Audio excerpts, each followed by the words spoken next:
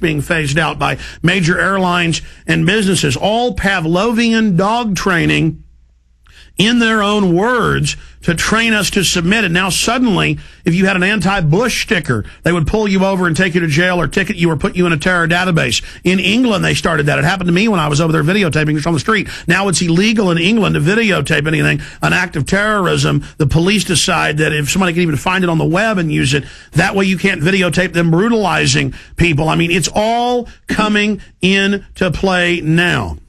Yes, it is. And once again, it falls in with it. You see, there's actually handbooks on terrorism, how to implement it. And Bertrand Russell, had studied this technique, and he said we must create a condition of apathy.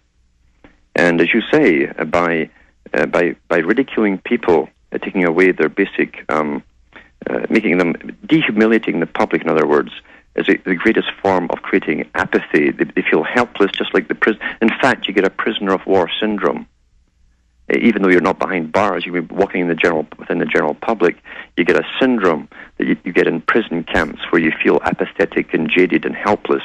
Helplessness is essential to control if you're using techniques of terrorism. Well, the Marines brag about that when they dominate a population. They want to teach them learn helplessness, and they did studies where they have the puppy's dog dish or the rat's dish, and every time they go over to eat, they shock it, and then it just learns to fall in the corner. And that's the psych warfare system hitting us with all these threats. And the dual pincer attack, as the Club of Rome wrote in 91 and republished last year in the Council on Foreign Relations with their chairman, Richard N. Haas, who wrote it back in the early 90s, that they will use the pincer of false environmentalism to teach us we're bad and that we're the enemy and the state's going to deal with us because we're bad for the earth, and the other pincer of fake terrorism. With those two pincers, the left is into the environment pincer, the right is into the law and order pincer. With those pincers, they've got us.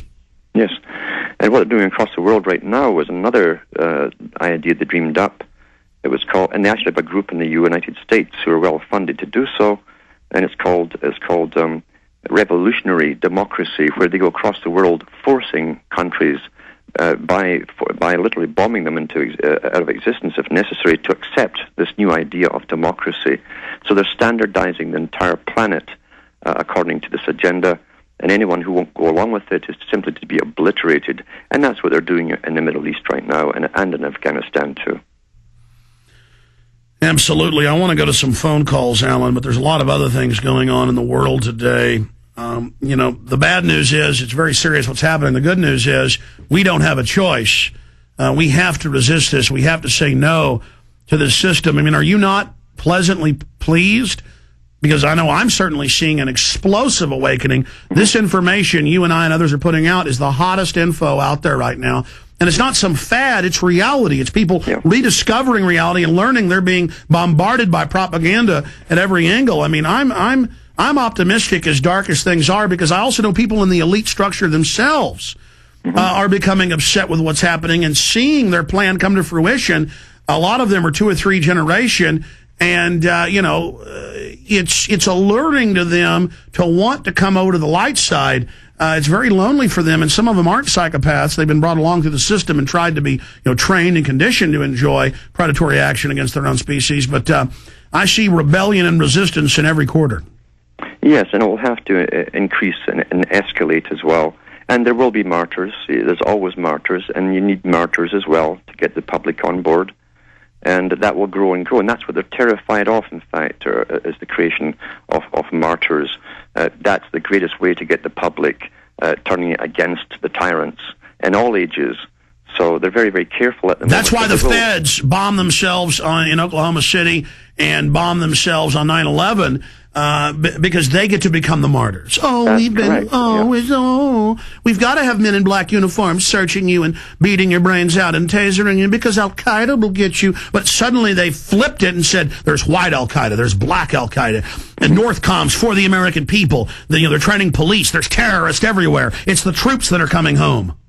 Yes, and they're also saying that anyone, literally, who is politically incorrect on any topic that they mandate is holy today, is therefore also a terrorism. Terrorist is being expanded to include everyone who is against any part of the agenda. I had a top lawyer on just a few weeks ago who was quoted in the LA Times, this big risk management lawyer out of New York, and he admitted my analysis of Section 802 was accurate in the Patriot Act. He said talking to an officer, just responding or asking a question is an act of terrorism under the Patriot Act and is being used in thousands of cases per state per year.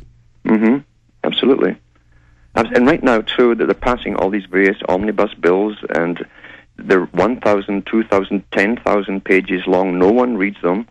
And all of these laws get put into action, and then we're all bewildered where they all came from and why no politician ever debated them. I mean, I don't even know what the politicians are there for, because they're like trained seals to clap their fins when the big man speaks at the top, because they certainly don't do anything for the public. Because, again, that's it. Yeah. Yep, they clap for the boss man, and the boss man, it's like when Bush said to them, don't read this Patriot Act bill because it'd be unpatriotic to do so.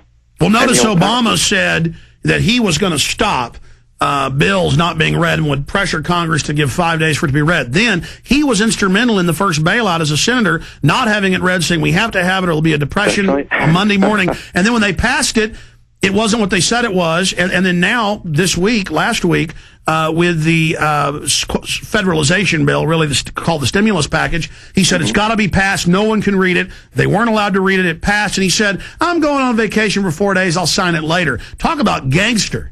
Saying just like, you idiots, you didn't get a chance to read it now. You took my bait. Mm-hmm. I know. And once again, the public are overruled and everything. There's no input. There's no inquiry. I don't think the machinery to even set up an inquiry is there as to why they keep passing these bills without reading them.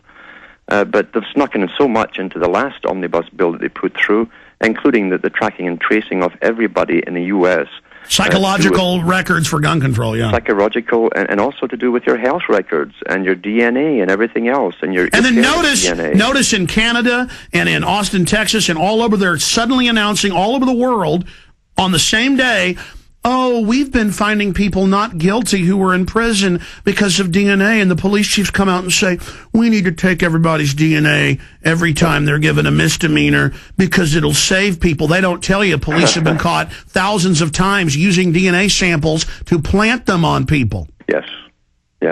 It's the easiest thing to do. Corruption is deception is the way that governments have always operated. It's always by deception. There's nothing they will tell you that you can take as truth.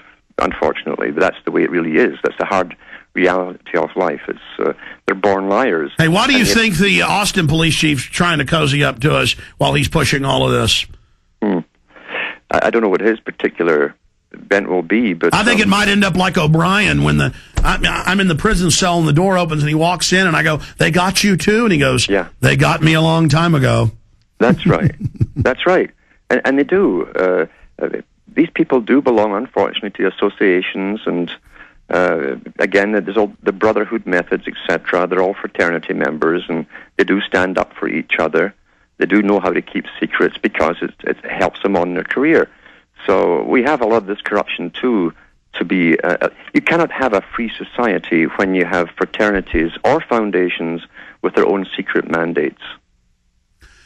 No, you can't. They always overthrow the society. Let's go to the calls here for Alan Watt, cuttingthematrix.com. Robin in Ohio, you're on the air. Hello? Yes, Robin. Hey, how you doing, Alex? It's nice to talk to you. Hey, you guys are all across the board, and I'm totally with you. It's just amazing, Alex. I sent you a gift, a T-shirt with my license plate, World Trade Center 7 on it. But I push you every day, push your documentaries. I do everything. I engage people every day, and you're a real strong inspiration. But I wanted to share one thing, and I'll get off the horn. Gulf War illness is real. It's a November 18th article from McClatchy. A lot of us already knew about the pyrobromide stigmide tablets that we had to take when we were over in Iraq, but never realized they sprayed us with pesticides. Yeah, that's right. They sprayed a cyanide-based pesticide in the tanks and in the barracks, knowing what it would do. See, the globalists in their own documents, and Alan can speak to this, don't like the military. And so after they're done using you, that they're going to psychologically not let them own guns. That's now being announced, phasing that in. They give the inoculations that are soft kill that are designed to kill the troops within 20 to 25 years. They have them around the DU, which their own admissions say is going to kill anybody that breathes it, just from the particulate size and poison level alone. And so absolutely, they're now admitting they're going to take the pensions of World War II, Korean War, and Vietnam vets. And so trashing the troops. They also blew up the Camisea chemical weapons dump. And, the troops have nerve damage from that. And a bioweapon was released. We're not sure by who. The Mycoplasma incognitus, those little mycoplasms that live inside bacteria. And they were carrying a HIV-like autoimmune system. MD Anderson confirmed this.